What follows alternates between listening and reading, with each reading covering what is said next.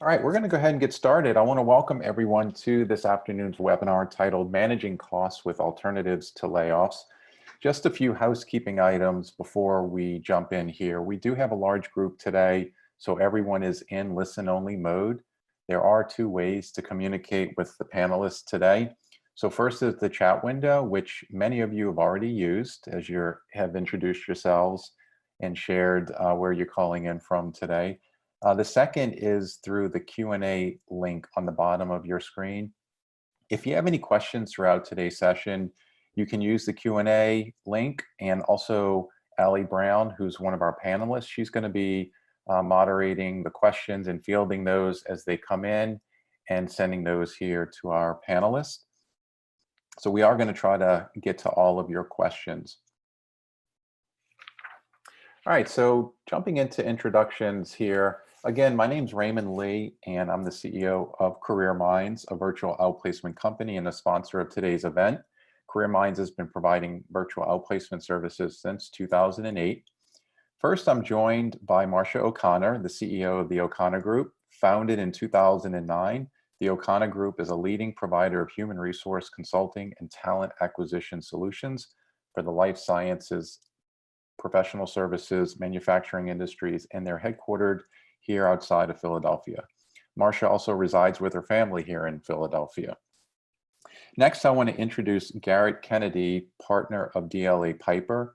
Garrett represents employers and senior executives in all aspects of employment-related litigation, including before federal and state courts, administrative agencies, and arbitration panels, as well as in mediation. Garrett resides in New York City. So welcome, Marcia and Garrett, to our webinar this afternoon. And in similar format, for those who've joined previous webinars, a lot of the topics that we're going to be covering here today are incredibly fluid. As you can imagine, about 3 weeks ago, we presented the topic of furlough, and it was very basic for most of you all. We talked about what's the difference between a furlough and a layoff, as companies were having to react to COVID-19 and put many employees on furlough. And now that this is our 4th week of doing a webinar, we are going to be covering today some alternatives that we think could be beneficial for your companies and your businesses so that you can avoid an involuntary layoff. So we are going to cover some of those things here today. But we also want to get a pulse of sort of where you are this week as far as your company.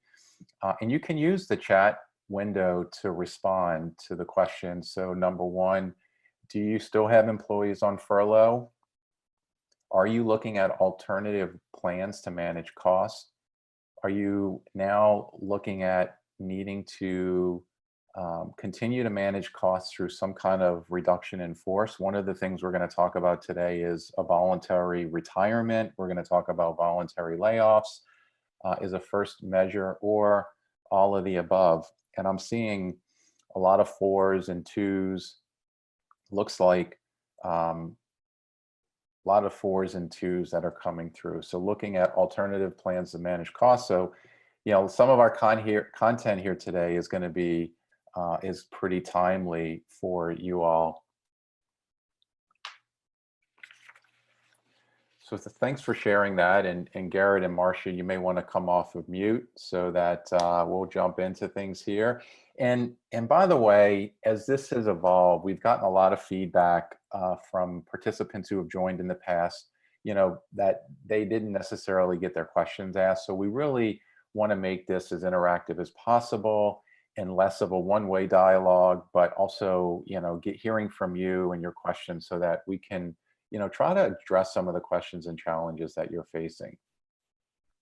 So in jumping into what I'll refer to as furlough updates, as I mentioned a few weeks ago, we talked about, obviously furloughs are a way to manage costs, but there are some things that you have to continue to keep in mind. If you're sending your employees out on furlough, they're technically not allowed to work. We've seen a lot of questions. I know Marcia and Garrett have heard of some instances where employees felt obligated that they needed to answer emails on their cell phones, or they needed to check in, see how things are gone.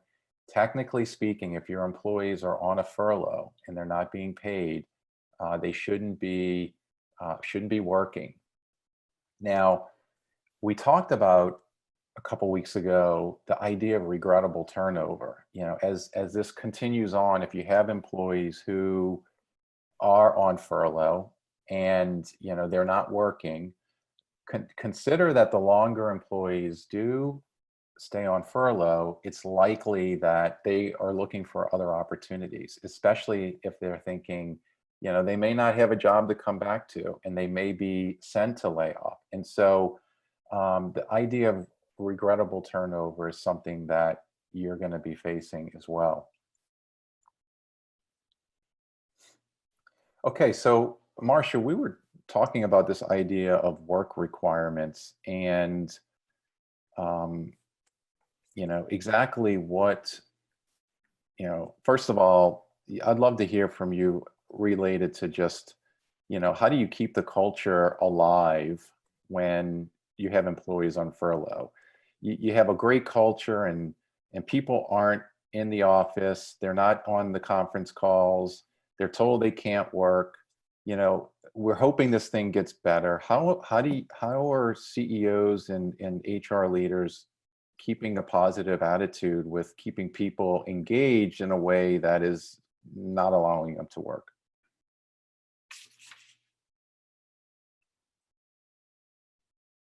And there you go. There you go. Can you hear me now? Yep. Okay, good, because it's saying that I'm having speaker problems. So if I do, just let me know. Yeah. I think in regards to everybody's trying to stay alive, and we're I think all hoping in a prayer in the PPP, and obviously today was like the decon going on as whether or not they had the money by yesterday. So I think what they're trying to do is figuring out, and we've gotten calls all morning about, do I lay my people off? Do I furlough them and all too? And you know what? The thing about PPP is you can bring them back. What's not clear is that do you have to bring them back immediately and all too? And I'm just trying to take care of employees out there and just saying, listen, if you really are having problems keeping them, just be honest with them, have the conversation with them, and and really, if you have to put them on, lay them off, but or if you want to bring them back and you want to take care of them, furlough. But furlough isn't going to give you a guarantee that they're not going to go anywhere. The best thing for you to do is basically keep in contact with your people and making sure that they're being listened to and they're being communicated to. I know in a furlough you're not supposed to do that, but I know a lot of companies that are doing that right now because you want to keep them when they basically you get money back in. So that's the biggest piece you want to make sure that you're taking care of right now. And I have my one of my people this morning who's a client of mine had to let go two people because she didn't get an approval yet for the PPP, and she said I didn't want to do it, but I have to stay alive. And I said you just got to be honest with everybody right now. And if you're going on unemployment, it's one of the biggest amounts that are giving out right now. Just be honest about it and be open and be human. And I don't know what else to tell you besides that, but just be honest and open. If you can't afford, don't try to make it work if it's not, because you want to have a company to come back to. Yeah, that's a really good point. Have a company to come back to. Garrett, the PPP is obviously, it's alive and well. We wish that funds were getting to these small businesses a lot faster. Implications on, keep people that are getting the funding from the government. What are the guidance of when people should be hired back? Can you share your thoughts around that? Because we've seen a lot of questions related to when do I have to bring my people back in order for me to not have to pay that loan back? And that's a very good question, and it is a little bit unclear under the statute, and we expect to get more guidance from the SBA this week. But generally speaking, the way that the statute is written is that the forgiveness component has really two kind of qualifications. Essentially, you can get 2.5 months of payroll costs, which needs to be expended in an 8-week period after you receive the loan. Ultimately, the forgiveness is calculated based on a percentage with the number of, quote, full-time equivalent employees that you have employed during the 8-week loan period divided by the number of full-time equivalent employees you had during either 2019 or the 12-month period predating your loan application you get to select. It provides for it provides a degree of forgiveness if you reinstate employees who have been furloughed to employment before June 30th, 2020, but there is zero guidance right now on how long you have to have them reinstated for. I was talking to a colleague yesterday, and frankly, as it stands now, you could reinstate them on June 29th and fire them on July 1st, and that would technically be compliant with what the SBA says to still get that forgiveness. So it's a bit unclear, although the caveat with that is, if you want that, you'd still have challenges actually spending the money on payroll if you didn't actually have people in place. So you would need to bring them back. You need to spend the money to get the forgiveness, and that's really the key element there. And you need to spend it on payroll that is qualified payroll under the PPP. Right, and qualified payroll is full-time W-2s. It doesn't include contractors, so you can't use it on contractors. Does it also extend to W-2 part-time workers?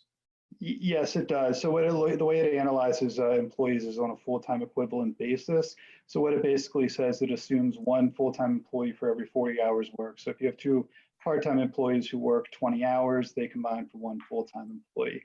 The caveat is that the PPP loans cannot be used for compensation over $100,000 for a specific individual. So if you have somebody who earns over that amount, you need to be mindful about how you apply those PPP loans to pay their compensation.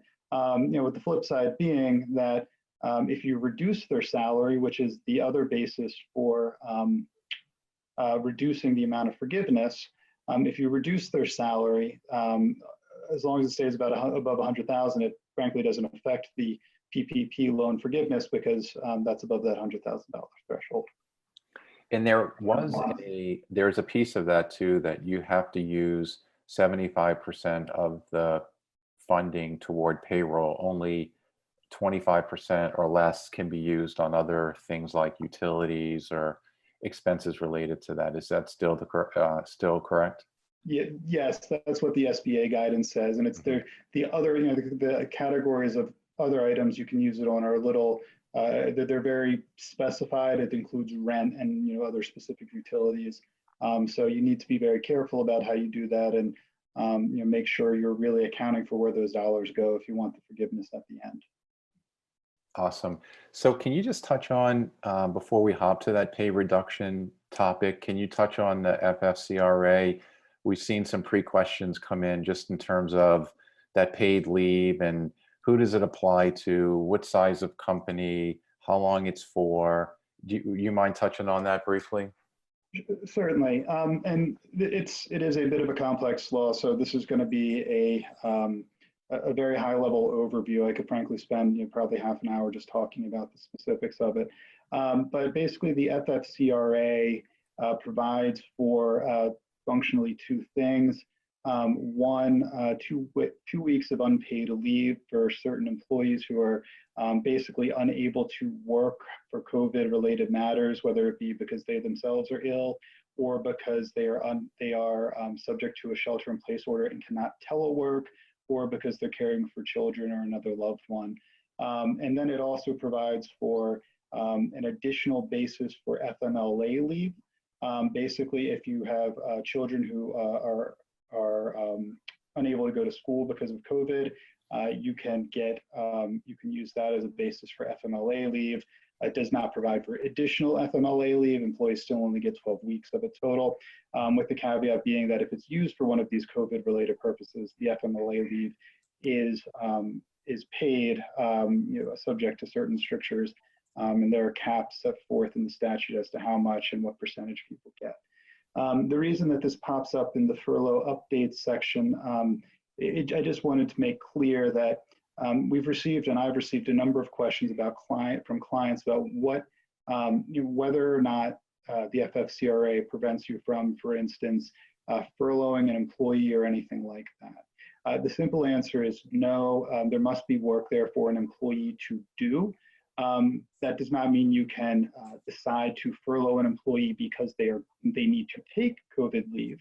That would be retaliation, a violation. But if, for instance, you determine that all receptionists cannot work right now and need to be furloughed because there's nothing to do, and one of them happens to be out on COVID-related leave, you can still furlough that person. So that's the caveat there. And if you have time, there's some very helpful guidance that's been put out on the FFCRA that you should take a look at. And there's a number of questions there that we don't have the time to go into today, but it's certainly worth looking at. Yeah, that's a really good point. And someone's asking here about unlimited time off policy. That comes up quite a bit. Companies that have this unlimited PTO policy, any advice in just helping navigate that in terms of pay time off? Like, how do you coordinate that with a furlough? Yeah, so I think you have to, well, so if we're talking about it strictly as in the furlough context versus in the FFCRA context. So if the question is simply, does an employer with unlimited PTO, how do they do furlough? I think that's very simple. I think you simply just tell people that they're going on furlough, and it's going to be an unpaid leave of absence. If you have, some employers, may be willing to say, we will advance you a certain amount of paid time off or something along those lines during that period to pay for some portion of it.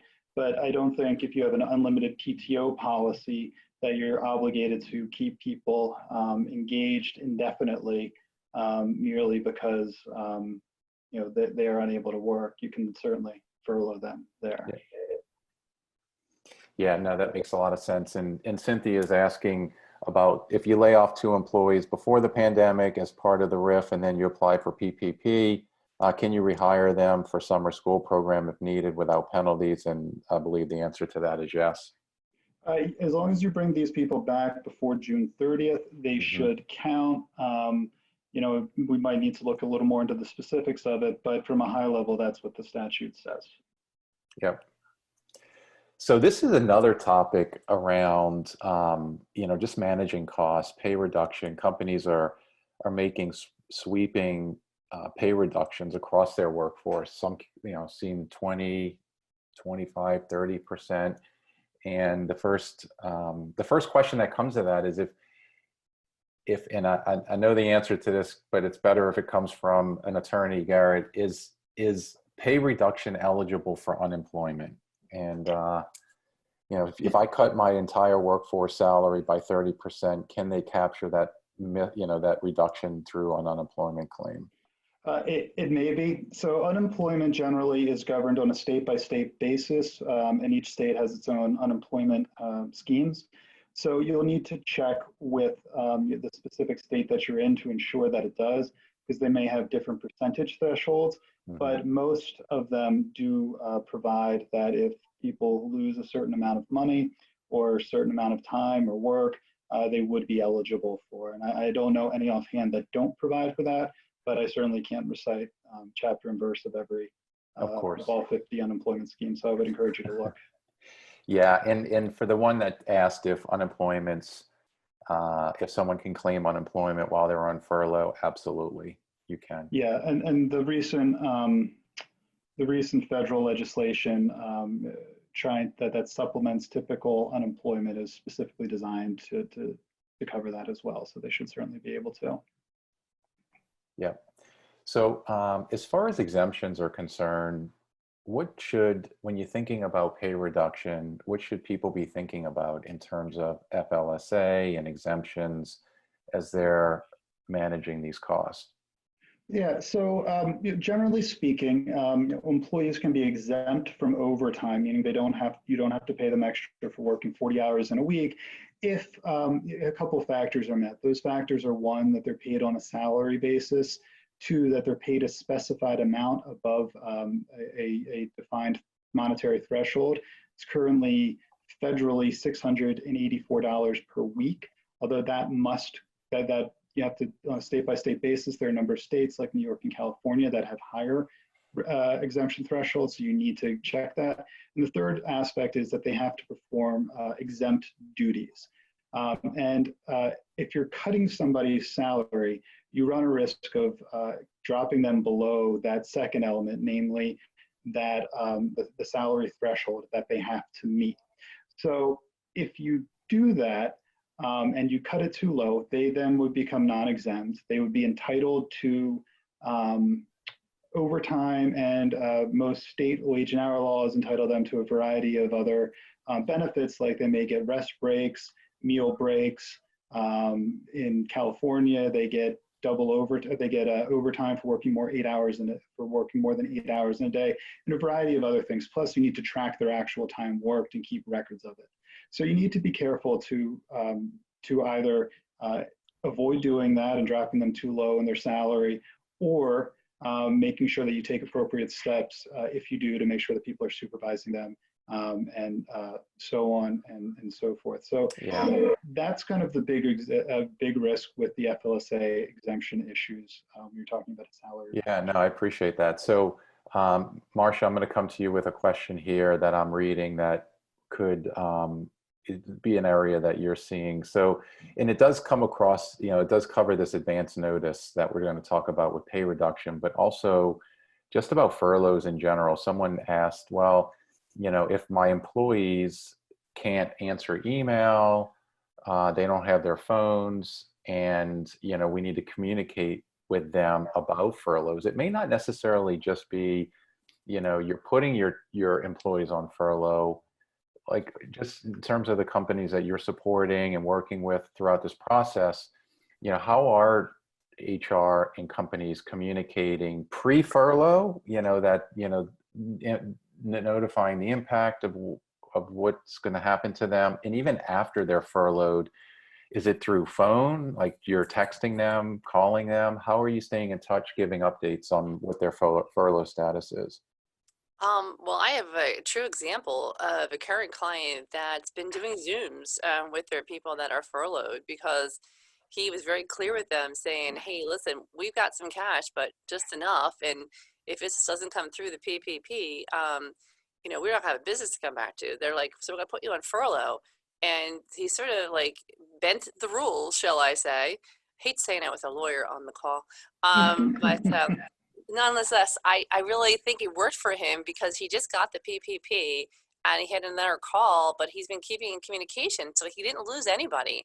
And he's bringing them all back next week to start moving things and getting things going again. But, he had to do that to survive. So I think a lot of people have been very creative of how to keep in contact with everyone, because typically a furlough is you have no communication. Even a minute, they have to pay for the entire day. Well, as we all know, the rules are changing bit by bit. So I think it's really going to be up to you to how to do the right thing and keep in contact with your team. So I'm not saying to do it. I'm just saying use your best judgment. Yeah, and if I could just, let me just Yeah. to piggyback on that. I think what I would say is that, people should not have access to kind of the day-to-day business functions that they would normally use, whatever document management system they have. I would probably even take them off company email and get their personal address. It's one thing to provide them with updates of where things are, where things are going. It's another to have them actively doing stuff. And to Marcia's point, if you have an exempt employee who does a minute of work during a given work week, then you have to pay them for the entire work week.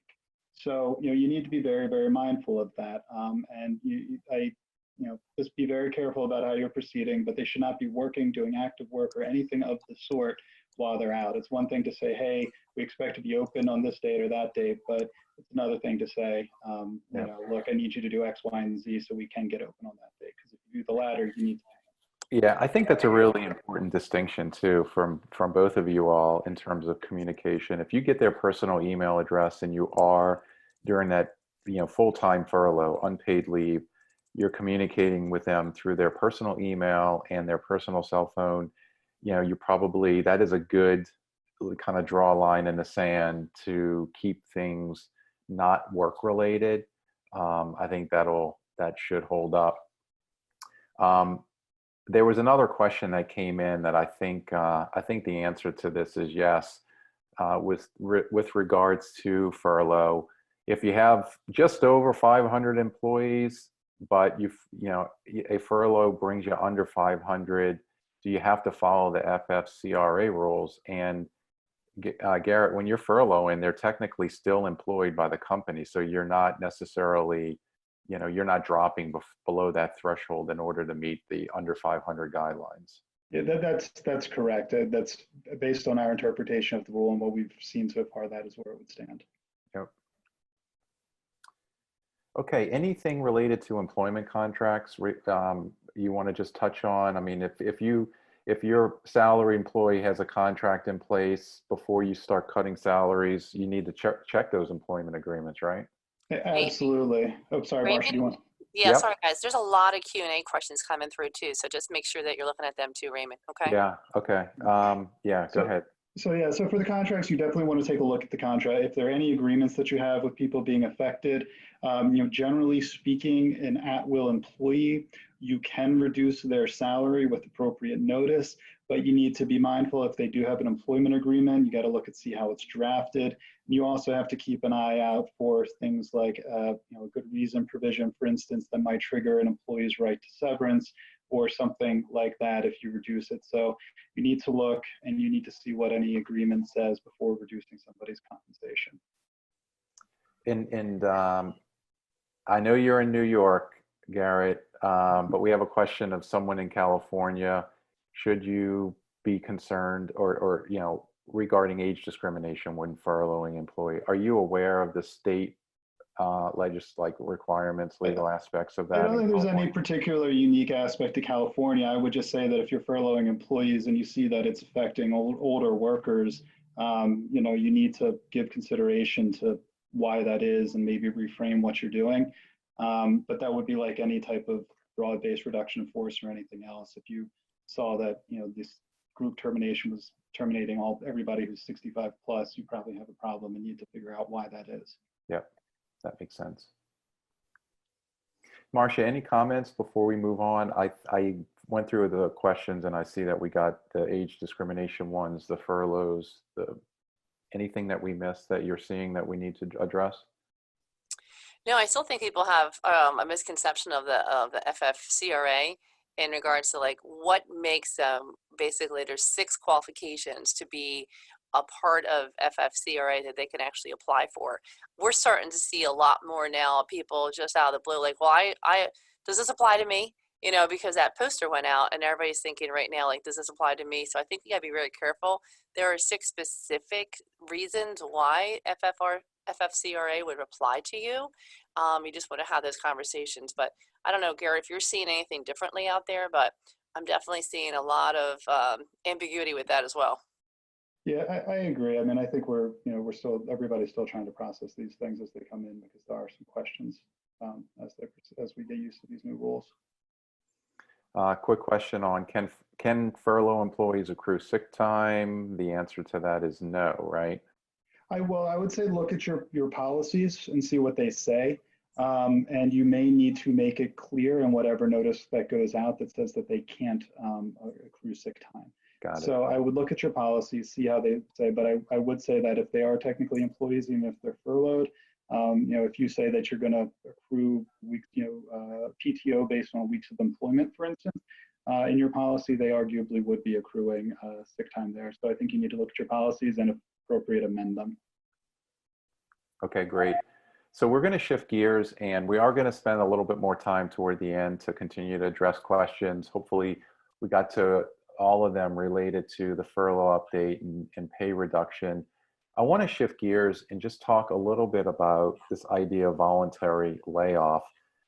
We were collaborating earlier this week on today's presentation, and Marcia, you made a really good point just around what if an employee's on furlough and they don't want to come back? This could, and we're going to talk more about retirement as well, but if you're at the point where you're thinking, our business is still suffering, we're going to have to make some cuts, but there could be a segment of our workforce out there who, if we gave them the opportunity to volunteer to take a package, that would lower the involuntary layoffs. And, did you want to comment on that for a moment before we sort of jump into the kind of process of how you would actually implement a voluntary layoff? It sounds like you've heard some clients say, my employees don't want to come back. Yeah, well, we have a lot of clients that have, I would say, more experienced population, and a lot of them are very fearful about going back into the workplace and figuring out, well, do I have to come back, and can I just work from home now? And maybe it's time for me to like say I'm done. So I think you're going to see actually more of an increase of individuals doing the early retirement function instead, because there's just that fear of basically.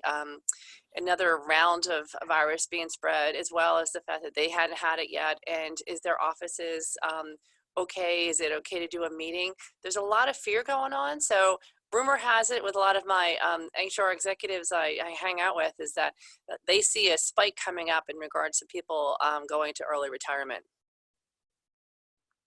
So let's talk about that for a moment. When you look at the voluntary layoff process, one of the first questions that you have to ask yourself as a business is, how many people do we need to volunteer? So that's sort of the purpose definition of, what are you trying to accomplish? And so if you need, let's say you need 1,000 people or 100 people to volunteer, depending on the size of your reduction, that's where you're going to decide what's the eligibility. So, where do we want to provide this opportunity for people to raise their hand? And then what's the process? So, voluntary layoff is the exact same thing as an involuntary, other than you create the severance agreement, you have the waiver, and then you send out communication that this is the package, this is the purpose, definition, and eligibility. And then you give everyone the opportunity to decide over some period of time whether or not they want to actually take the package. They're volunteering to be laid off. And this actually, it takes a lot of work. Not all companies take this step. They'll go from furlough, they may do a pay reduction, but right from there, they'll go right into involuntary layoff. And as an organization, if you spend the time and you make the effort to solicit interest from employees who may want to volunteer, the risk here is you may get people to volunteer that you don't necessarily want to volunteer. It could end up being a high potential. So there is that risk, but it definitely sends across a positive message to your employee base. A case study that we dug up, not recently, but several years ago, Boeing offered a voluntary layoff, and they went through the planning piece of it, and it's a case study that you can find online. They offered voluntary layoff to 1,880 employees. 1,575 workers voluntarily left the organization. That's a pretty high percentage. One of the things you have to think about when you're putting a voluntary layoff or voluntary severance package together is that you have to make it attractive for that person to want to take the layoff, right? So you have to think about how much severance you're providing for, let's say, years of service. Are you providing career transition or outplacement services? And if you go through a round of planning for your voluntary layoff, you may or may not necessarily get the right number of people. So you may have to increase it, or you may make up the difference through an involuntary. So just a couple of things to think about here in terms of the tips for structuring an event. You want to make sure that you communicate this through your normal channels. You want to create a good incentive plan so that employees feel like it's a win-win for myself and the company. And you will get employees who raise their hand. People are like, right now, it seems like there's probably more of an opportunity for this as people are, they're at home, they're working virtually, they're spending more time with their family, they're thinking about other things that they may want to do. So it could be a good incentive for employees to volunteer and allow the company to achieve the goals that they're trying to achieve. There are a couple of legal caveats to this, and Garrett, if you can comment on WARN implications and any other things that maybe apply with a voluntary that don't necessarily apply if you're doing an involuntary layoff. Yeah, certainly. So, generally speaking, the WARN Act, and if people are not familiar, what WARN broadly requires is that 60 days advance notice need to be provided to employees where an employment loss is upcoming at a single site of business, and typically there's some nuances to it, but for our purposes and as a bit of a back the envelope calculation, we'll say if there's a termination or an employment loss of more than 50 people at a single site, WARN may be triggered. There's also state laws, which we'll talk about in a bit too. But broadly speaking, that's how it works. Now, if there is a voluntary separation, that would not typically count towards the number of people for WARN, but you have to be careful and not be too cute about that, because there are some courts that have found even where an employer offered a quote unquote voluntary separation package, that it actually wasn't voluntary, because the request was basically made that you can either take this voluntary separation package or be fired. So that was deemed not involuntary. So you need to be thinking about that as you structure that. And then I think we also plan to talk about this a bit later too, but if you're doing a group, a voluntary layoff, you need to be mindful of the concept of the Older Workers Benefit Protection Act, which requires employers in a group termination to give additional time for employees, older workers over 40, to consider their release of the separation agreement. It goes up from their normal 21 days to 45 days to consider that agreement, and also additional information needs to be provided. They need to be given information about who was and who was not fired as part of the voluntary separation. So both of those items do come into play. And then I would just say, whenever you're doing voluntary layoffs, I would certainly encourage you to see if there's a way to accomplish what you want without expressly, citing, say, age-related factors. A lot of people often offer, voluntary retirements as age-based considerations, based on age and things like that. And that's not technically improper in a voluntary package, but I have seen that come back and be used as, quote unquote, evidence in other claims of discrimination that employers were trying to get rid of older workers. So I do encourage my clients to try and avoid specifically referencing age-based factors if possible in offering voluntary retirement programs, or voluntary separation programs. That's great. Thank you for that. And this wraps up the section for voluntary. So if you have any questions related to that, and Marcia, I'm going to just direct a couple of off-topic questions before we move on to voluntary retirement. Lois is asking around, reasonable package. If you're going to do a voluntary severance or voluntary layoff, is there a formula that you use, but beyond maybe what your severance policy is? This, they said 2 to 3 months of salary. How does the company decide, like, what kind of a severance do we offer someone who volunteers as a guide? Well, honestly, for the smaller companies, it figures out how much money you have left to be able to do that with. So you got to figure that out first, because obviously you can't give out more than you have. But second, it's always the rule of thumb of how many years of service that you've had people. And to be honest with you, Raymond, it has ranged all over the boat. It has ranged for like 2 weeks per each year. It has ranged from 1 week per each year. It's ranged from 1 month per each year. So it really depends upon how generous a company can be on that. I think it just has to be fair with everybody and consistent. But like I said, and as long as you can afford it too, because just be honest with your people. Be human, have real conversations about it and all too. Don't hold back. and be Mhm. real about it. They want to hear that from from leadership. They want to hear what's really going on. And if you're helping them and being honest with them, that's the best you can do. If someone takes, and Marcia, I'm going to stick with you on this one. If someone takes voluntary layoff, are they eligible for unemployment? Voluntary layoff? Hmm. That depends. I mean, are they truly eligible? Not typically, but it's up to the employer to sign off on that unemployment form that when it comes in saying that you had no work there and then letting them go. So typically you're not supposed to. But Hmm. if you're trying to help out a company, and I think it comes down to what that employer is going to do.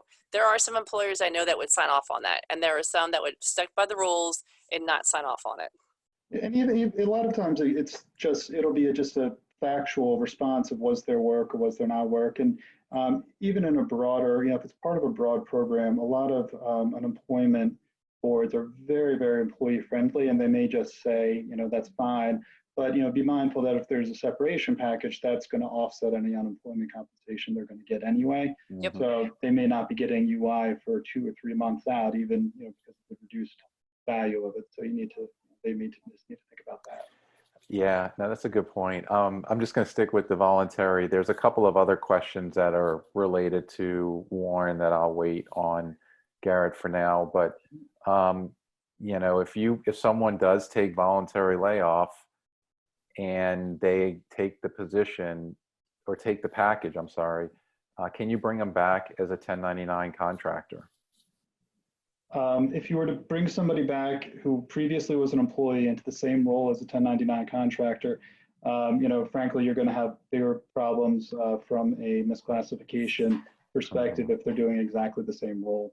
So, the short answer would be no. I mean, nothing would, I guess, prevent you from doing it, but you're going to be opening yourself up to other liability. Tread lightly, it sounds like. Yeah.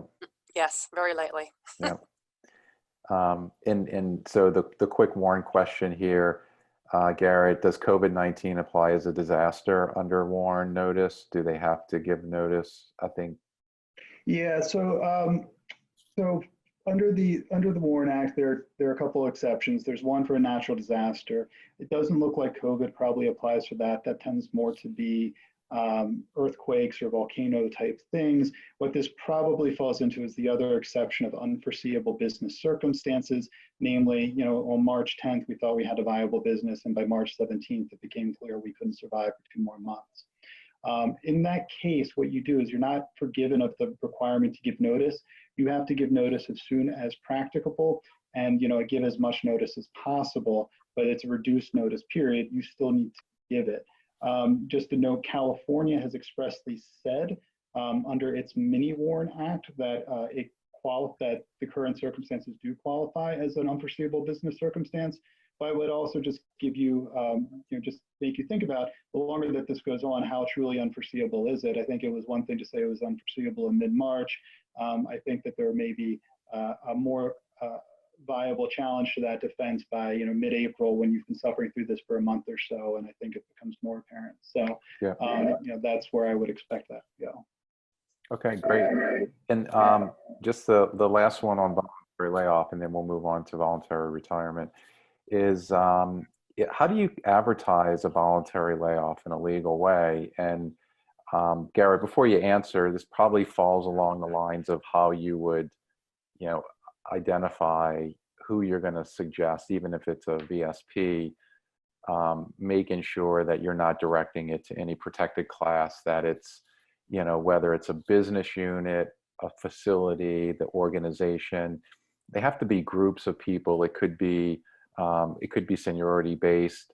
And then is that sort of the general guidelines? We're going to touch on that with VSP, but voluntary as well, in terms of identifying who's going to be part of that eligibility group. Yeah, I think what I would tell you to do is I would look at the factors, try and figure out what your goals were, and then proceed from there. If you're looking to get rid of the lowest performers, but you're okay keeping on higher paid, longer tenured performers, then maybe that's the process you go with. If your goal is to, functionally get rid of the highest paid people because basically they're doing the more or less marginally different value, giving marginally different value than, say, a very junior person brought on, then I would maybe offer it based on tenure, seniority, pay, their compensation, whatever the case may be. And I guess I would just also note that with all this talk about voluntary severance, if you have a unionized workforce, look at that CBA, because that will probably dictate what you have to do, and that may change this whole calculation. So just be mindful of that as you proceed. Great. All right. Well, we're gonna talk briefly on two concepts around retirement. So one that we're going to share is around voluntary retirement. The second is phased retirement, which is something that has gotten a lot of attention even before this crisis, as the economy has been really strong and people are thinking about retiring. Phased retirement we'll touch on.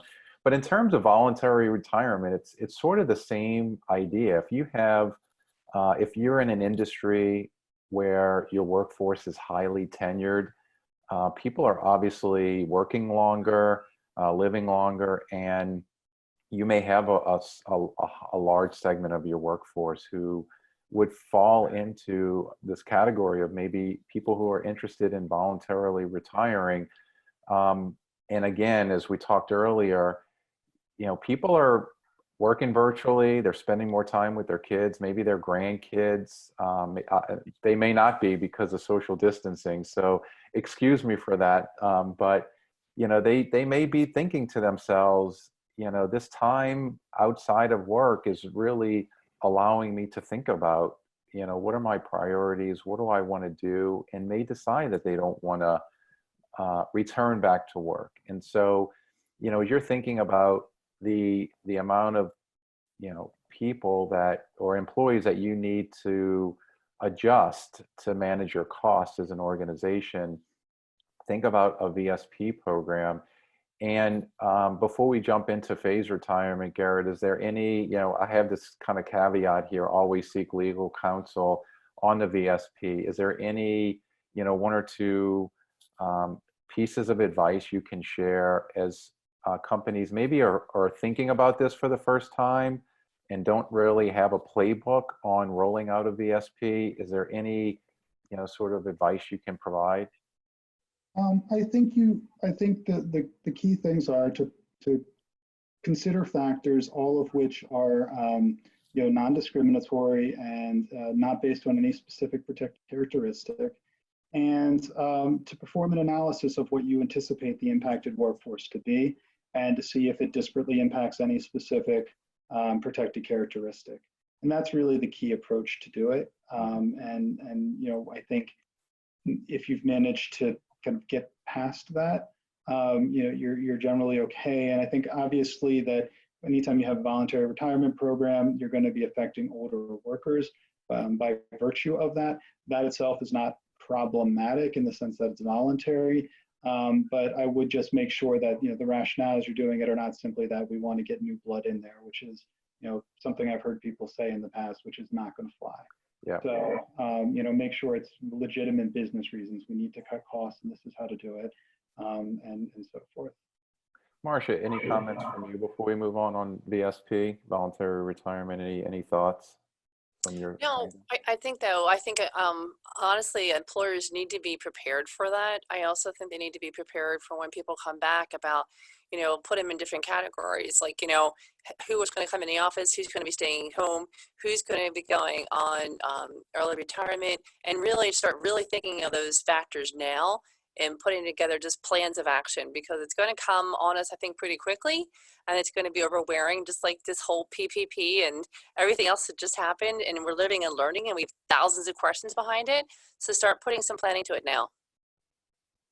Yeah, no, that's a really good point. If I can just piggyback on what you're saying, when I think about where we are today, I hope this ends as quickly as possible. But the reality is that this could go on for a really long period of time, and we're in this kind of reaction mode right now where we're trying to manage costs, but just thinking about your workforce. And if you haven't gone through a workforce planning exercise, I would encourage you to do that. Like, literally look at your demographics, see how many employees are in the over 55 category, what percentage are of that, what percentage of your employees are working virtually? How many are working in the office? And you know, how many are high potentials that you don't want to lose? And then you really start really digging in and thinking about your workforce over the next 2 years.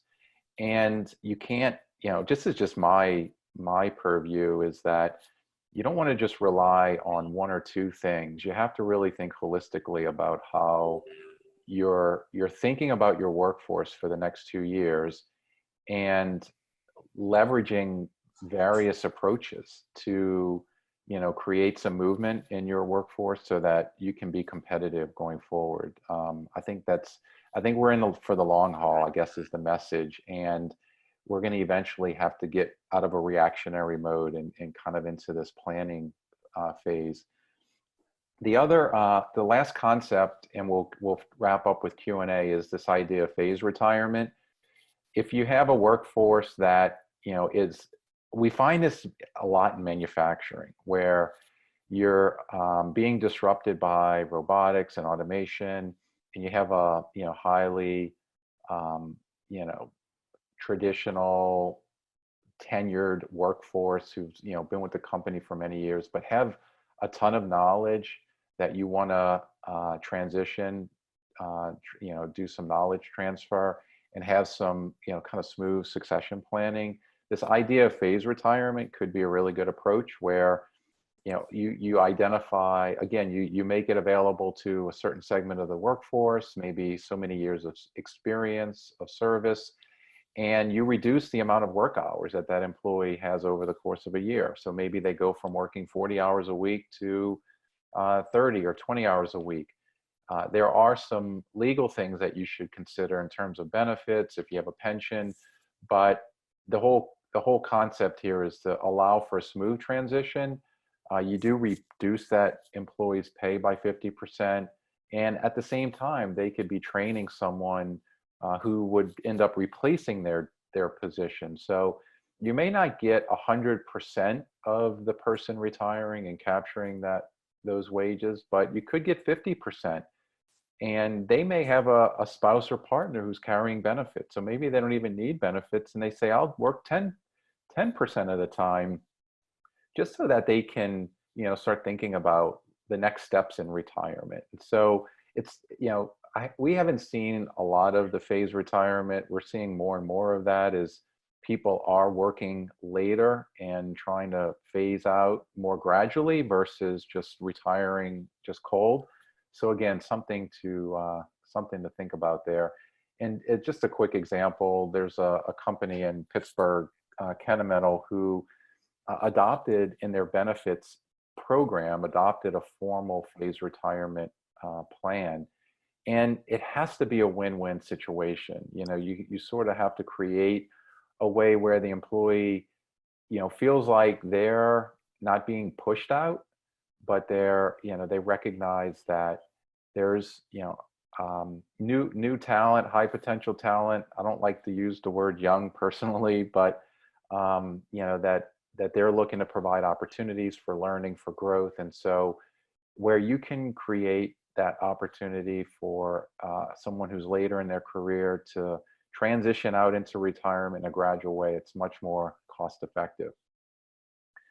All right, so we have about 7 to 8 minutes left, and there's a couple of slides here. I know we talked a lot about some of this stuff already, Garrett, in terms of furloughs and layoffs. You mentioned OBP, BPA, the Warren Act.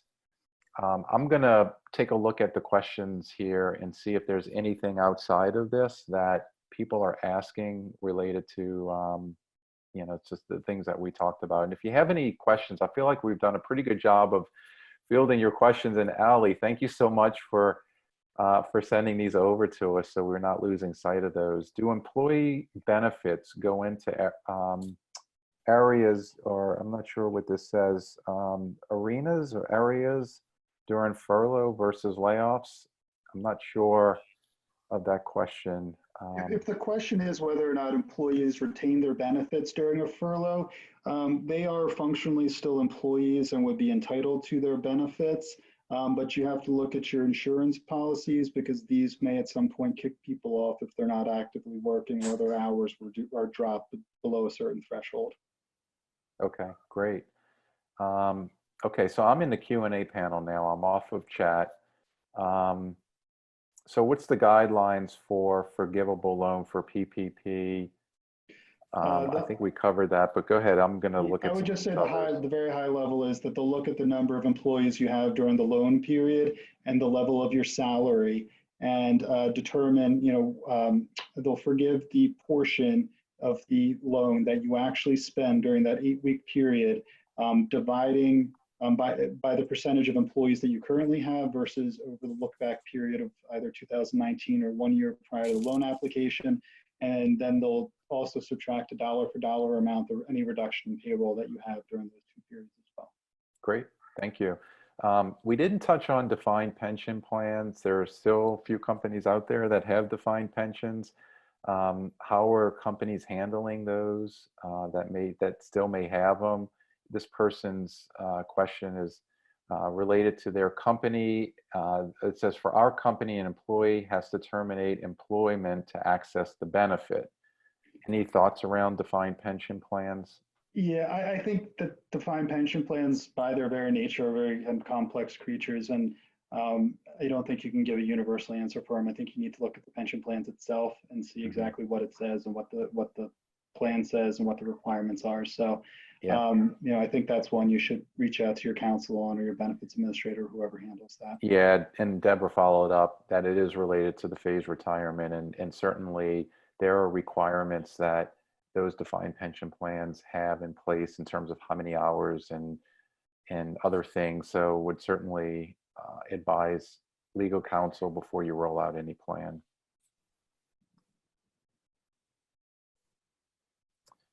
Okay, if we furlough, do we need to pay out vacation? Colorado law requires payment if we terminate, since furlough technically means still employed. Please confirm. Yeah, so I would, and I can't speak to specifically what Colorado's requirements are, but there are states that would consider somebody to be quote unquote terminated if they are furloughed for a period of time. So you're going to want to take a look and see how your counsel advises you in Colorado. I know, for instance, in California, companies have gotten themselves in trouble where they furloughed people for more than a few weeks, but ultimately did not pay out PTO on the last day pre-furlough. So you need to be mindful of that. Yep. Okay, I'm just flipping through here and I'm seeing some redundancy in some of the questions. Is the waiting week waived for the $600 benefit during a furlough? So I assume that $600 benefit is the reference to Unemployment. the unemployment benefit under the FFCRA. I believe it was. I know that number of states have waived the 1 week waiting period. And since UI is administered on a state-by-state basis, yeah, I'm not sure if it's been waived by if that's applied in every single state. I know, for instance, here in New York, all the 1 week waiting period has been waived, but I think you just need to look at that on a state-by-state basis to confirm. Pennsylvania has, so yes. Yeah, I think most of them have. Mm-hmm. All right. If an employee uses the EFMLA for 2 weeks to care for their kids at 2/3 pay and then becomes sick with COVID, do they receive an additional 2 weeks of paid time off for full pay under the EPSLA? So this question would probably, you would need to look at exactly what happens. If we're talking about this person doing 2 weeks of FMLA, coming off of the EFMLA, and then becoming sick and going on paid leave, yes, they would get both. The EFMLA is basically FMLA leave, which is 12 weeks, and you don't get extra FMLA leave as a result of the FFCRA. It's just that you have another basis for taking it. The paid sick leave for COVID is a separate type of leave.